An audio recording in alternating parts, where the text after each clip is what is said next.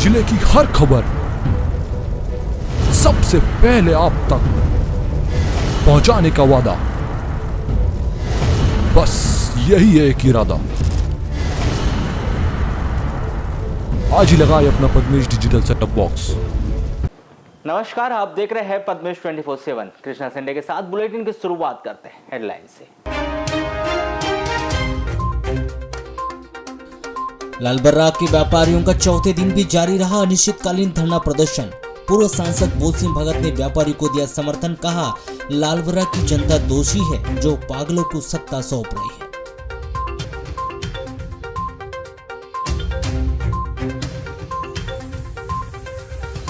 दुर्घटना में भगवंती बाई की संदिग्ध मौत के मामले में ग्रामीणों ने एसपी से निष्पक्ष जांच की मांग की। रामपाली पुलिस के उपनिरीक्षक पर मामले को दबाने व साठगांठ का लगाया आरोप।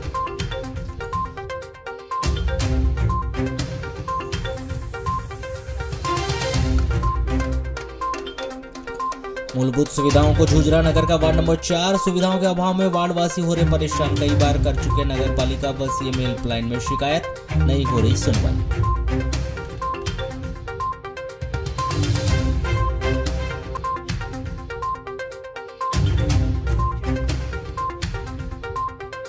प्रेम प्रसंग के चलते एक युवक ने अपनी जीजा की बहन की गला घोंटकर की हत्या। 8 दिन से लापता थी मृतिका। बंजारी के जंगल से पुलिस ने बरामद की लाश।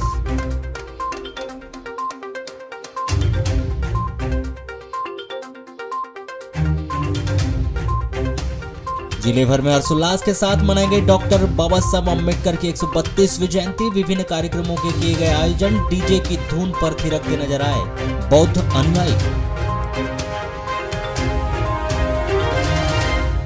प्रेम प्रसंग के चलते एक युवक ने अपने जीजा की बहन की गला घोंटकर हत्या कर दी। यह सनसनीखेज वारदात भरवेली थाना क्षेत्र के अंतर्गत आने वाले ग्राम गांगुलपारा और बंजारे के बीच पहाड़ी जंगल में घटित की गई, जहां से हट्टा थाना क्षेत्र के आने वाले ग्राम लिमदेवाड़ा से 8 दिन से लापता लड़की पूर्णिमा पिता धनराज बिसेन 23 वर्ष की लाश बरामद की गई। फिलहाल रात्रि हो जाने से इस लड़की की लाश का पोस्टमार्टम नहीं हो पाया है। लाश जिला अस्पताल के फ्रीजर में रखवा दी गई है। प्राप्त जानकारी के अनुसार ग्राम लिमदेवाड़ा निवासी धनराज बिसेन खेती किसानी करते हैं। इसकी बेटी पूर्णिमा एमएससी की पढ़ाई बालाघाट कॉलेज से कर रही थी और हाल ही में उसने परीक्षा भी दी थी। धनराज बिसेन अपनी बेटी पूर्णिमा का विवाह ग्राम सारद से तय कर दिया था। इसी माह 22 अप्रैल को पूर्णिमा की शादी थी। 5 अप्रैल को पूर्णिमा ग्राम डूंडा सिवनी सिलाई सीखने जाती हूँ कर घर से निकली थी, किंतु पूर्णिमा घर नहीं लौटी। परिवार वालों ने रिश्तेदारी के अलावा पूर्णिमा के जान पहचान वालों के घर पूछताछ की, किंतु पूर्णिमा का कोई पता नहीं चला। पूर्णिमा की एकाएक गुम हो जाने की रिपोर्ट हट्टा पुलिस थाने में की गई थी। हट्टा पुलिस भी गुम इंसान कायम कर पूर्णिमा की खोजबीन कर रही थी। इस दौरान हट्टा पुलिस को पता चला कि पूर्णिमा का प्रेम संबंध पिछले कुछ सालों से उसके भाभी के भाई गिरिजा शंकर पटले ग्राम मोहगांव खारा निवासी के साथ चल रहा था। जांच में पता चला कि घटना दिनांक को पूर्णिमा गिरिजा शंकर के साथ अंतिम बार देखी गई। मोबाइल लोकेशन भी भरवेली थाना क्षेत्र के अंतर्गत आने वाले गांगुलपारा और बंजारे के बीच पहाड़ी जंगल में मिल रहा था। तब हट्टा पुलिस ने गिरिजा शंकर को अभिरक्षा में लेकर पूछताछ की। तब उसने पूर्णिमा को गांगुलपारा और बंजारे के बीच जंगल पहाड़ी में ले जाकर उसकी गला घोंटकर हत्या करना बताया और हट्टा पुलिस ने गिरिजा शंकर पटले की निशानदेही पर पूर्णिमा की लाश बरामद किया और पूर्णिमा की लाश अधिक दिन के हो जाने से काफी खराब भी हो चुकी थी।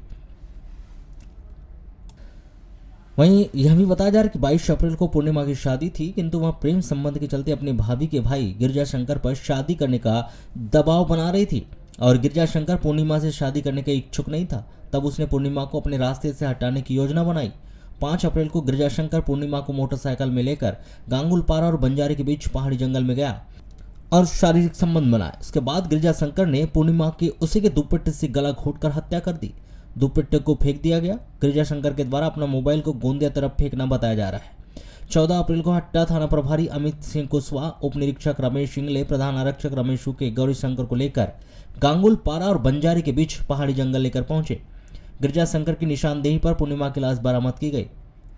इधर सूचना मिलते ही लांजी एसडीओपी दुर्गेश आर्मो, हट्टा थाना प्रभारी, नगर पुलिस अधीक्षक अंजुलाइन मिश्र, भरवेली थाना प्रभारी रविंद्र कुमार बारिया के अलावा अन्य पुलिस कर्मचारी और अधिकारी भी मौके पर पहुंचे और जांच पड़ताल शुरू की। पूर्णिमा की लाश अधिक दिन की हो जाने से काफी खराब हो चुकी थी। मौके पर पंचनामा कार्रवाई करने के बाद पूर्णिमा की लाश जिला अस्पताल लाई गई, जहां पूर्णिमा के माता पिता सहित परिवार के अन्य लोगों ने लाश की पहचान की और उन्होंने बताया कि लाश पूर्णिमा की ही है। रात्रि हो जाने से लाश का पोस्टमार्टम नहीं हो पाया। आगे मर्ग जांच हट्टा पुलिस के द्वारा की जा रही है।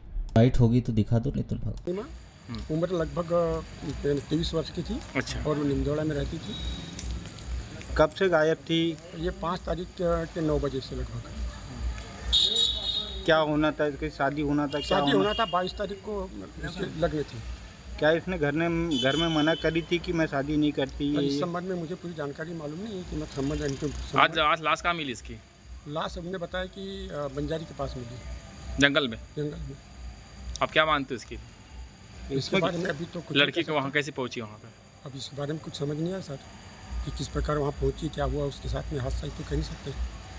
अच्छा, देखने में क्या समझ में आ रहा है? आत्महत्या करी कि मर्डर? सर देखने में तो मुझे ऐसा लगता है कि लड़की वहाँ कैसी पहुँची, उसके बाद में ऐसी हालत ये हुई, इसके बारे में कुछ कल्पना के बाहर लग रहा है। नहीं तो कुछ घाव वाव के निशान दिखाई दिए क्या? नहीं, घाव तो मैं तब नहीं देख पाया, उसका मतलब पाँव की चप्पल पहन करके और इसका देख करके हम लोगों ने जाना कि लड़की हमारे गाँव की है। शहर के वार्ड नंबर 10 गौश-नगर मार्ग काफी वर्षों से खस्ता हाल होने की वजह से वार्डवासी बहुत ही परेशान और वह नगर पालिका प्रशासन से मांग करते हैं कि यह मार्ग काफी ज्यादा जर्जर व खस्ता हाल हो गया है, जिससे आने जाने वाले बहुत से राहगीर को परेशानी हो रही है। यहाँ पर कभी कभी दुर्घटनाएं भी घट जाती है, जिसको देखते हुए शीघ्र ही पक्के मार्ग का निर्माण कर वार्डवासियों की यह मांग है। आपको बताया कि वार्ड क्रमांक 10 स्थित गौश नगर मार्ग वर्षों से खस्ताहाल बना हुआ है, जिस पर मजबूरी में वार्डवासियों को आना जाना पड़ रहा है। मार्ग की हालत काफ़ी जर्जर होने की वजह से यहाँ पर कभी कभार दुर्घटना भी घटित हो जाती है, जिसको देखते हुए वार्डवासी की मांग है कि जिस प्रकार से नगर पालिका कायाकल्प योजना के तहत शहर के प्रमुख वार्डों में रोडों का जीर्णोद्धार करते आ रही है, उसी योजना में इस मार्ग को भी शामिल कर इस मार्ग का कायाकल्प यदि हो जाता है तो यहाँ से आने जाने वाले वार्डवासियों को काफ़ी सुविधा मिलेगी, जिससे लिए नगर पालिका को कई बार भी आवेदन दिया गया है। रास्ता बहुत ख़राब है, बहुत तकलीफदायक है, आने जाने में बहुत मुश्किल है। कब से ये स्थिति बनी हुई है? ये स्थिति बना है कम से कम 2-2.5 साल से। 2-2.5 ज़्यादा हो गया होगा ना? 5-6 साल होगा। हाँ, मतलब ज़्यादा खराब जो है 2.5-3 साल से हुआ होगा। अभी नगर पालिका प्रशासन को क्या होना चाहिए था, क्या करना था इस समय? ये रोड बनाना चाहिए, कुछ इधर का कुछ काम ही नहीं हुआ। नाली वाली सब पानी भर जाता है, बहुत तकलीफ है। घरों का अंदर पानी घुस जाता है, घरों का अंदर घुटना पानी भर जाता है हमारा सब आजू। अच्छा, बरसात के दिनों में तो और आलम खराब हो जाता होगा। बरसात में तो पूरा पानी भरता है, घर का अंदर पानी घुस जाता है, हमारा आजू बाजू वाले का, हमारा पूरा आंगन बांगन सब भर जाता है। फिर भी जैसे निचला क्षेत्र भी आता है ये, तो क्या यहाँ पे काम होना चाहिए कि नहीं होना चाहिए? हाँ, यहाँ ये जो 2 नाली है ना तालाब का, वो से पानी निकाल के पूरा एकदम वो भर जाता है, पूरा ये तक घुटना भर पानी हो जाता है। तो आपने कभी नगर पालिका प्रशासन को अवगत नहीं कराया? कई बार करे हैं, काम ही नहीं हो रहा है। मैं तो 2003 से रह रहा हूँ। सबसे पहले मकान मेरा बना है यहाँ पे, सबसे पहले मकान तुमको याद है ना? तो इतना साल हो गया तो रोड ही नहीं बना, कुछ नहीं बना। तो अब आप तो सड़क की स्थिति देख ही रही है, कितनी जर्जर हालत हो गई है, पूरे गड्ढों में बदल गई है। यहाँ सड़क ही नहीं है, वो खोला जाए तो ख़त्म ही हो गई है। कई बार तो आवेदन दे दिए। अच्छा, जिस तरीके से कायाकल्पों में कुछ सड़कों का रिन्यूअल कर रही है सरकार, जी, तो क्या इस सड़क को भी लिया है क्या?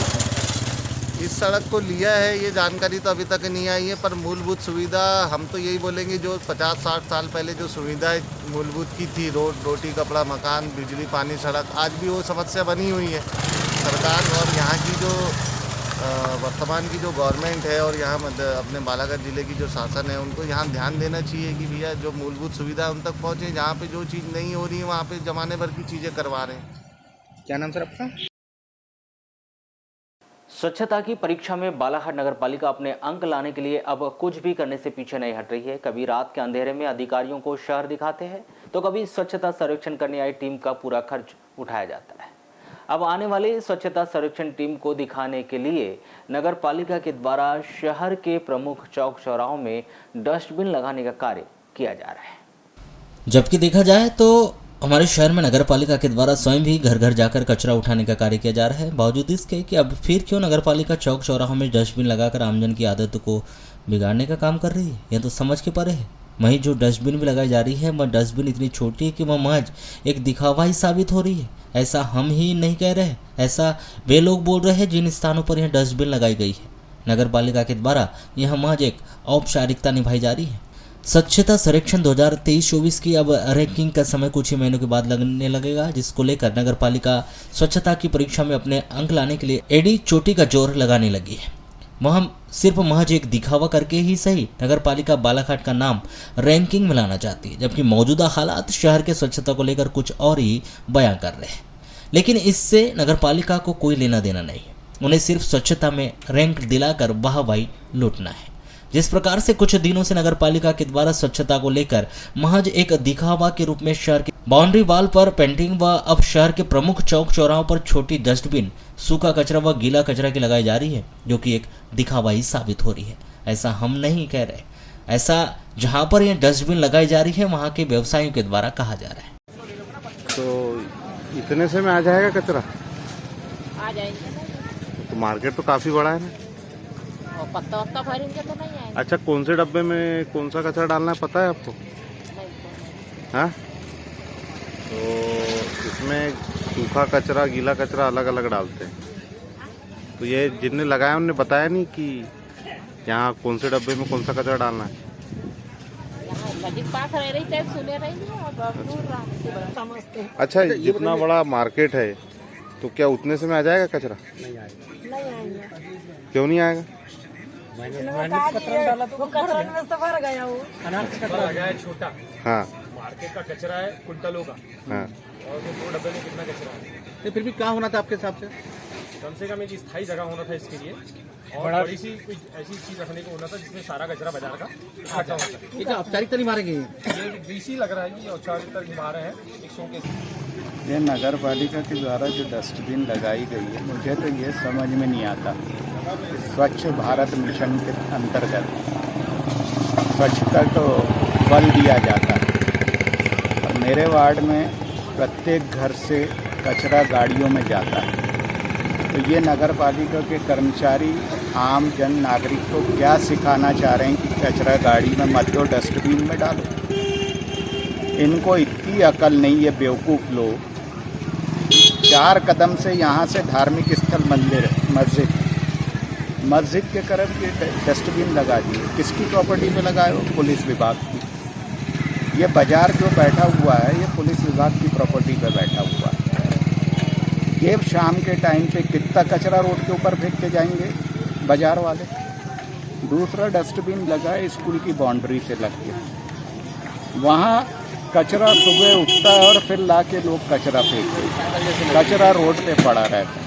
ये स्वच्छ भारत मिशन के अंतर्गत शहर को साफ सुथरा कर रहे हैं कि शहर को गंदगी से बचाने की कोशिश कर रहे हैं। अब इनका सवाल ये उठता है कि डस्टबिन, इनकी भी मजबूरी है। डस्टबिन खरीदें तो कहाँ लगाएं?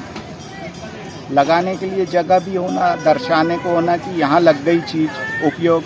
आज हर वार्ड में एक एक गाड़ी चल रही है, गाड़ियों के इतने खर्चे हैं। घर घर से पूरा कचरा एक एक व्यक्ति से लिया जा रहा है। उसके उपरांत तुम डस्टबिन लगा के लोगों को रोड के ऊपर कचरा फेंकना सिखा रहे हो क्या सिखाना चाह रहे हो? इसके खिलाफ तो मैं शिकायत भी करूंगा और कानूनी कार्रवाई भी करूंगा। परसवाड़ा थाना क्षेत्र के अंतर्गत आने वाले ग्राम चंदना के संतरी टोला में शराबी पति से परेशान होकर एक महिला ने अपने घर में फांसी लगाकर आत्महत्या कर ली। प्राप्त जानकारी के अनुसार मृतिका अनीता का मायका ग्राम खलोंडी का है। 16 वर्ष पहले अनीता का विवाह ग्राम चंदना संतरी टोला निवासी झाम सिंह के साथ हुआ था। अनीता अपने पति के साथ खेती मजदूरी करती थी। बताया गया कि झाम सिंह शराब पीने का आदी था, जिससे अनीता परेशान रहती थी। 13 अप्रैल को 2 दिन पहले ही अनीता का पति लगातार शराब पी रहा था। 13 अप्रैल को 9 बजे अनीता ने ग्राम जामगांव नैनपुर निवासी अपनी छोटी बहन रुकमा को फ़ोन करके बताया था कि पति 2 दिन से लगातार शराब पी रहा है, मुझे ठीक नहीं लग रहा है। तब रुकमा ने अपनी माँ जानीबाई भलावी को फ़ोन करके बताया था। 11 बजे जानीबाई अपनी बेटी के घर संतरी टोला चंदना पहुंची। घर में उसकी बेटी अनीता और दामाद झाम सिंह नहदी के आसपास मोहल्ले पड़ोस में पूछताछ करने पर दोनों का कोई पता नहीं चला। जिसके बाद जानीबाई घर के अंदर देखा तो घर के अंदर अनीता फांसी पर लटकी हुई थी। मृतिका ने मयाल में नालन की रस्सी बांध कर फांसी लगाकर आत्महत्या कर ली थी। उस समय उसका पति भी घर में नहीं था। जानीबाई भलावी 60 वर्ष ग्राम खलोंडी निवासी इस घटना की रिपोर्ट परसवाड़ा पुलिस थाने में की थी, जहां से पुलिस स्टाफ ने पहुंचकर आवश्यक कार्रवाई की। पोस्टमार्टम करवाकर शव परिजनों को सौंप दिया और मर्ग कायम कर जांच की जा रही है। पूरे देश में hero second division league match खेले जा रहे हैं, जिसमें ग्रुप बी के 3 मैच बालाघाट में खेले जा रहे हैं। 14 अप्रैल को बालाघाट डायमंड रॉक एकेडमी और ईस्ट बंगाल के मध्य मैच खेला गया। ईस्ट बंगाल ने 3-1 से डायमंड रॉक एकेडमी को पराजित किया है। दोपहर 3 बजे शहर के मुन्ना ग्रॉसफील्ड मैदान में ईस्ट बंगाल और डायमंड रॉक एकेडमी बालाघाट के बीच खेले गए मैच में प्रथम हाफ में ईस्ट बंगाल ने पहला गोल कर अपनी बढ़त को बरकरार रखा। सेकेंड हाफ में डायमंड रॉक एकेडमी ने गोल कर मैच को बराबरी पर ला दिया, लेकिन ईस्ट बंगाल के तेज और पासिंग गेम के चलते बालाघाट डायमंड एकेडमी अपने गोल पोस्ट को सुरक्षित नहीं रख सकी और सेकेंड हाफ में अल्प अंतराल में ही ईस्ट बंगाल ने 2 गोल दागकर मैच में 2 गोल से बढ़त बना ली। मैच समाप्ति के बाद ईस्ट बंगाल 3 और बालाघाट 1 गोल ही कर पाई। मध्य प्रदेश फुटबॉल संघ के अध्यक्ष त्रिलोकचंद कोचर ने बताया कि 12 साल के लंबे संघर्ष के बाद Balaghat the diamond rock football academy को आई लीग में खेलने का मौका मिला है।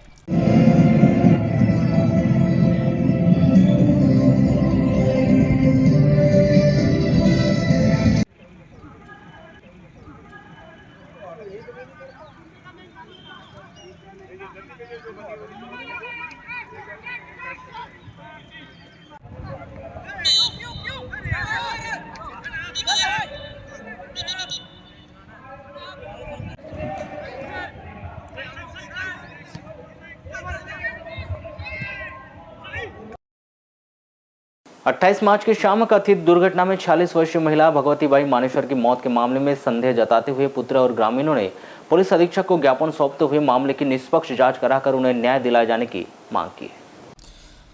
परिजनों और ग्रामीणों का आरोप है कि जिस तरह से मोहगांव निवासी वासुदेव मरठे ने मां को रामपाली से जिस रास्ते से वह गांव ला रहा था उससे उसके इरादे ठीक नहीं थे और उसकी मंशा पूरी नहीं होने पर उसने मां की हत्या की है, जिसे दुर्घटना बताया जा रहा है। वहीं मामले की जांच कर रहे रामपाली थाना उप निरीक्षक पर साठगांठ कर मामले को दबाए जाने का भी आरोप लगाया। एसपी कार्यालय में सौंपे गए इस ज्ञापन को लेकर चर्चा के दौरान मृतक महिला के पुत्र विक्रांत और रोशन मानेश्वर ने बताया कि बहन की शादी के लिए वासुदेव मरठे के द्वारा दबाव बनाया जा रहा था कि वह साथ चलकर दहेज ले, जिसे मां ने मना किया और बहन की शादी के लिए अकेले ही दहेज खरीदने रामपाली गई। दहेज खरीदने के बाद वापसी गांव की ओर आते समय फिर वासुदेव मरठे ने मां को गांव के और मोहल्ले वालों का हवाला देकर घर तक छोड़ देने की बात कहकर अपनी मोटरसाइकिल क्रमांक MP 50 MN 3454 में बिठा लिया और सीधे रास्ते से गांव न लाकर खेत बाड़ी वाले अनजान रास्ते से ला रहा था। इसी दौरान किसी से उन्हें मां के दुर्घटनाग्रस्त होने की उन्हें जानकारी मिली। देखे तो मां के मुंह से खून निकल रहा था और पैर में चौपी चोटें थी, जिसे एम्बुलेंस से रामपाली अस्पताल लाया गया, जहां उसे जिला चिकित्सालय भर्ती कराया गया था। चिकित्सकों ने उसे मृत घोषित कर दिया क्योंकि संदेहास्पद परिस्थिति में मौत होने पर इसकी सूचना रामपाली थाने में दी जाकर जांच की मांग की गई, जिसकी जांच रामपाली पुलिस के द्वारा गंभीरता से नहीं की जा रही। वो 3-4 बार बुलाने आया कि दहेज खरीद देता हूँ, दहेज खरीद देता हूँ, और वो ज़बरदस्ती करने लगा, लेकिन वो मना कर रही थी उसे बार बार कि मैं तेरे साथ नहीं आऊँगी।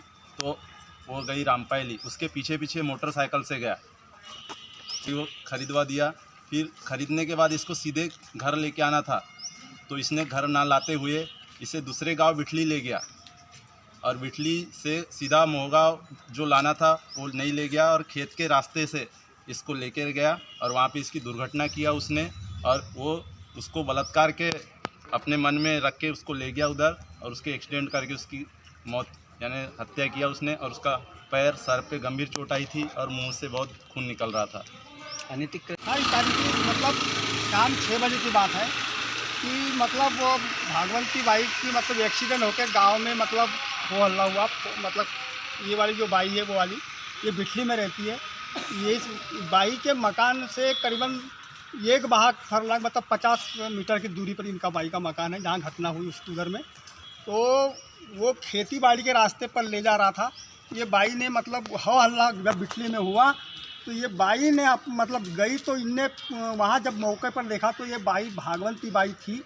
यह बाई ने मतलब सोची और इसने बाई ने उस मतलब गांव वाले को फ़ोन किया, मतलब 100 नंबर को फ़ोन किया। मैं तो साहब न्याय चाहता हूँ।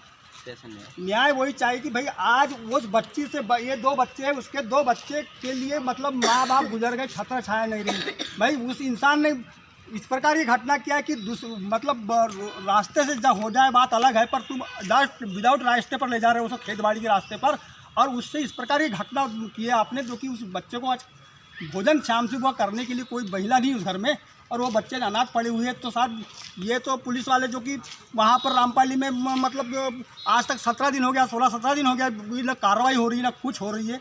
आज वो बेचारे हम मतलब गांव को साथ लेकर के मतलब हम बालाघाट तक पहुंची हुई है ताकि हमको न्याय चाहिए।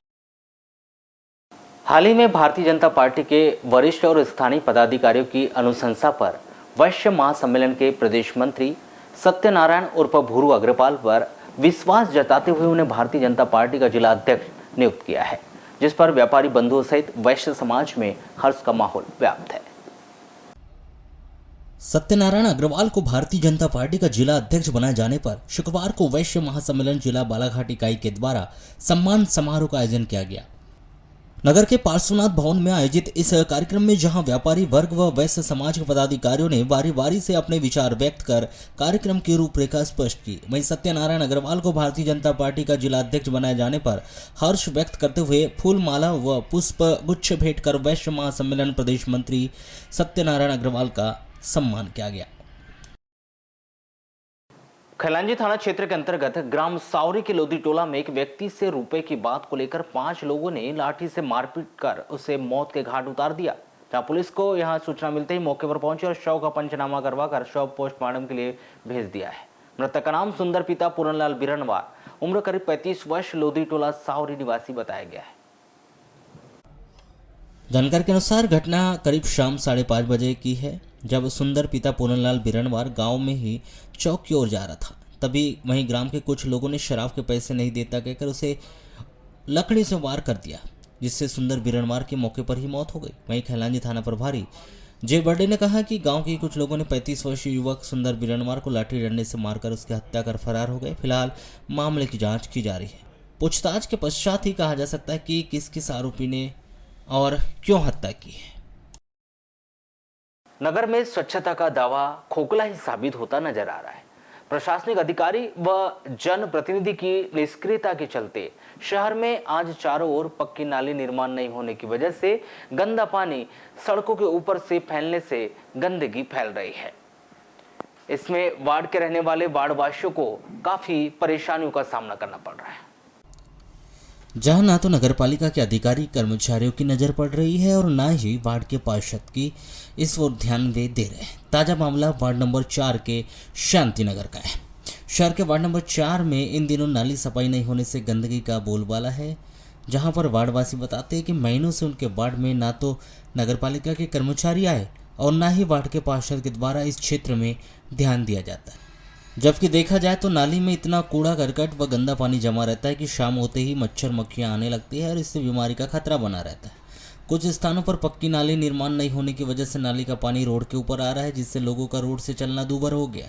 जबकि नगरपालिका के द्वारा समय समय पर उनसे टैक्स लिया जाता है, किंतु स्वच्छता की बात करें तो नगरपालिका सिर्फ कागजों में ही अपना स्वच्छता अभियान चला रही है और उनके वार्डों में कोई देखने तक नहीं आ रहा है। जबकि उनके द्वारा अनेकों बार नगर पालिका में इसके लिए आवेदन निवेदन भी किया गया। कुछ वार्डवासियों के द्वारा तो सीएम हेल्पलाइन 181 पर भी इसकी शिकायत की गई। देखो ना, देख रहे हो तो आप स्थिति वार्ड की, पानी भर जाता है, पूरा कचरा बहते हुए आता है, तो हम खुद अपने हाथ से साफ करते हैं, उठा के फेंकते। कचरा उठाने वाले आते हैं वो तक नहीं उठाते। तो देखो सवेरे मैंने वो मलबा निकाल के रखी नहाने के पहले। अच्छा। अभी क्या स्थिति है सड़क और नाली को लेकर के? तो आप कोशिश करो ना, बनवा रोड। नहीं तो नाली की क्या स्थिति है? अभी नाली बनी नहीं क्या? नहीं बनी नाली, उसी समय बनी थी। रोड जो बनी ना उसी समय बनी थी। और अब के नाली बनाओगे आप तो सीधी नाली निकालना। के सामने नालियों की मतलब सफाई नहीं हो पाती है। जैसे लेबर लोग भी आते हैं तो उनको भी बोलो तो वो भी ध्यान नहीं देते हैं। वार्ड नंबर तो आते ही नहीं है, वार्ड पार्षद ध्यान मतलब चेक करने के लिए। अरे हमारे घर के सामने इतना कचरा पड़ा रहता है, वो पूरी मतलब बीमारियों का है। बच्चे यहीं खेलते हैं, मच्छर इतने सारे हैं। नली इतनी गंदी है बेटा कि हद से ज़्यादा। ऐसे पानी आता है ना तो बदबू ऐसी रोड से जाता है, नाक कान सुकड़। तो बच्चों, स्कूल वाले बच्चे देखो तो ऐसे नाक कान डुबा के जाते हैं, बोलते हैं कि ये क्या रोड है और क्या नली है। अच्छा। हमको 17 बजे सुनाना पड़ता है। अच्छा, ये बताइए कब से ये स्थिति बनी हुई है आपका? ये हो गया 5-6 साल से ज़्यादा ही हो गया। अभी तो बहुत परेशान हो रहे हैं। और अभी मैडम आई थी 9 तारीख को, 9/4 को, तो भी मैडम को भी एप्लीकेशन दिए थे हमने और पूरे मोहल्ले वालों ने सबने बताए थे। अच्छा, सफाई होती कि नहीं होती यहाँ पर? सफाई होती है, उतनी जल्दी नहीं होती, जितना चाहिए उतना नहीं होती। तो वो कीचड़ ही पूरी परेशानी सब ये ऊपर डाउन एरिया है, यहाँ पूरा पानी उतर के कीचड़ विचड़ सब यहीं आ जाता है मोहल्ले में, पूरे यहाँ से वहाँ तक के पूरे भरे रहता है। और तुम्हारे अपोलो स्कूल के बच्चे लोग हैं जो यहीं से जाते हैं, पूरे पानी से जाते हैं बेचारे वो लोग। अच्छा, क्यों पानी जमा हो जाता है, क्या कारण है इसका? ये डाउन में है और यहाँ नालियाँ है ही नहीं, ये देखिए नाली पूरी रोड लेवल पे है। अगर नाली बन जाएगी तो ये स्थिति नहीं, नाली बन जाएगी तो समस्या ही खत्म हो जाएगी ना। समस्या तो 8-10 साल से बनी, तो निराकरण क्यों नहीं हो पा रहा है, क्या कारण? निराकरण कई बार आवेदन दे चुके हैं नगर पालिका में, कलेक्टर ऑफिस में, अगर कोई निराकरण नहीं है। थोड़ी सी वर्षा होती है पूरा पानी भर जाता है। अभी क्या आलम है गर्मियों के दिनों में? अभी भी बहुत पानी, आप देखिए पूरा पानी भर जाता है। थोड़ा सा भी पानी वर्षा हो, आधा घंटा 15 मिनट की तो पानी रोडों में आ जाता है।